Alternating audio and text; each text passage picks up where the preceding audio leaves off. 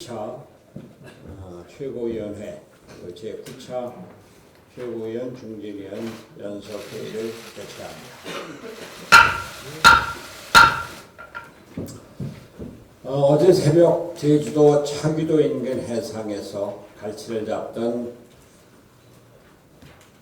대성호에서 불이 나서 선원 1명이 숨지고 11명이 실종되는 안타까운 사고가 발생했습니다. 대통령, 국무총리 모두 적극적으로 대응책을 강구하라고 지시를 했습니다만 사고 피해자와 유가족 여러분께 위로의 말씀을 드리고 정부 당국은 실종된 우리 국민들, 선원들 조속히 구조할 수 있도록 모든 자원을 가용해 주시기 바랍니다. 어제 문재인 대통령이 생방송으로 국민과의 대화를 가졌습니다. 2시간 동안 300여 명이 참석을 했고 22명이 질의를 하고 대통령이 답하는 열띤 시간이었습니다. 그러나 이것을 지켜본 국민들 한마디로 아쉬움과 실망을 금할 수가 없었습니다. 국정 하반기를 시작하면서 가진 국민과의 대화, 그래서 국민들은 국정의 새로운 변화를 기대했고 새로운 변화된 국정에 대한 대통령의 신념을 듣기를 기대했습니다. 그리고 우리 미래가 확실하게 나아질 수 있다고 하는 희망을 보여주기를 기대했었습니다.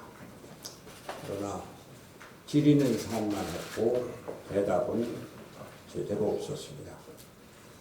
어수선했고 초점을 잃은 많은 언론들은 민원 창구의 답변 같았다 이런 직격탄을 보고왔습니다. 정말로 실망스러웠었던 것이 대통령이 국민과의 대화를 통해서 국정의 미래 모습을 보여주기를 기대하고 이제 상반기에 어떻게 했는데 이것이 잘못됐습니까?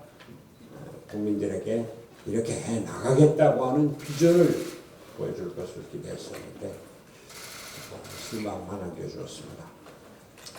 다만 우리가 TV를 통해서 볼 수 있었던 것은 참석자 300여 명 거의 모두가 손을 들고 대통령에게 한마디 하겠다, 질의를 하겠다 그런 열정이 있었는데 또 질의 기회를 갖지 못한 분들은 그 자리에서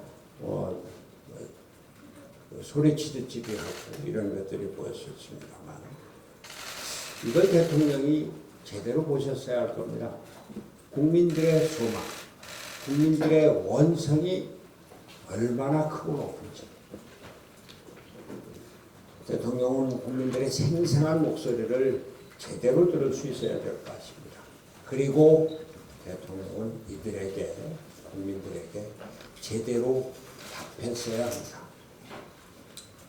경제 문제만 하더라도 일례로 광주의 일용 노동자가 어려움을 호소했는데 그러면은 우리 경제가 열심히 하려고 했는데 지금 투자, 수출, 소비, 고용 모두가 하방 곡선을 걷고 있고 우리는 지금 어렵다. 우리 국민 모두가 다 함께 나가야 하고 정부가 그동안 소득주도 성장으로 또 최저임금 인상으로 주 52시간 노동시간 제한으로 여러 가지 어려움을 줬는데 이제 시장을 중심으로 경제를 개편해 나가겠다.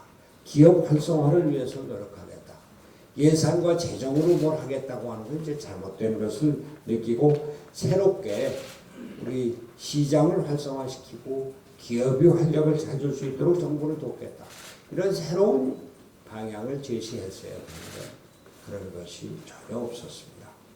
최저임금 인상이나 이런 것들은 포용적인 성장을 위해서 가야 할 길이다라고 하는 기존의 정책을 계속 반복하고 유지하는 데 급급했습니다. 안보만 해도 마찬가지입니다.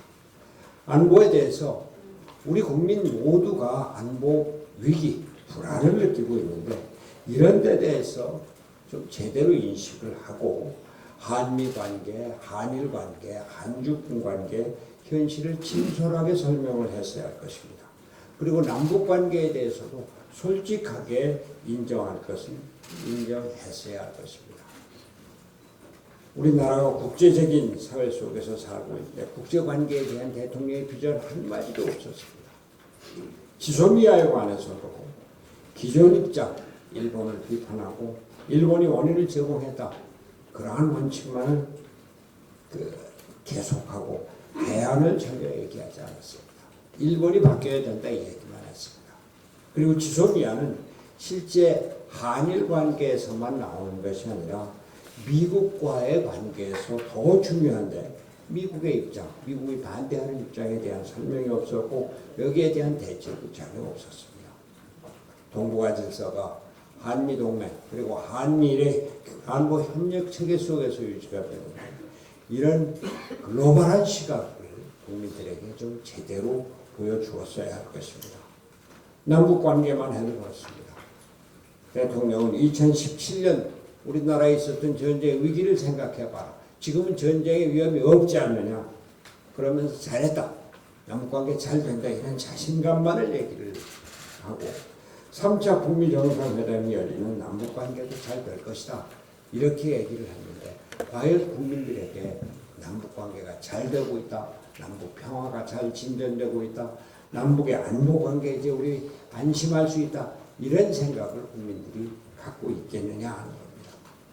북한은 한미연합훈련의 종료 중단을 요구를 했고 우리는 거기에 따라서 연기를 했고 그런데 북한은 김정은이 직접 참관하는 공군훈련, 낙하산훈련을 하고 개성공단에 대해서 또 금강산 관광에 대해서 뜯어가라.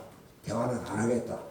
이런 데 대해서 대통령이 남북관계의 미래에 대해서 좀 더 확실하게 국민들에게 설명을 했어야 할 것입니다. 조국 사태에 대해서 사과를 한 것은 의미가 있습니다. 그러나 조국 사태의 가장 중요한 기본적인 환경인 기득권 세력, 특히 현 정권의 핵심 세력의 특권과 반칙에 대해서 철저한 반성이 전혀 없었습니다.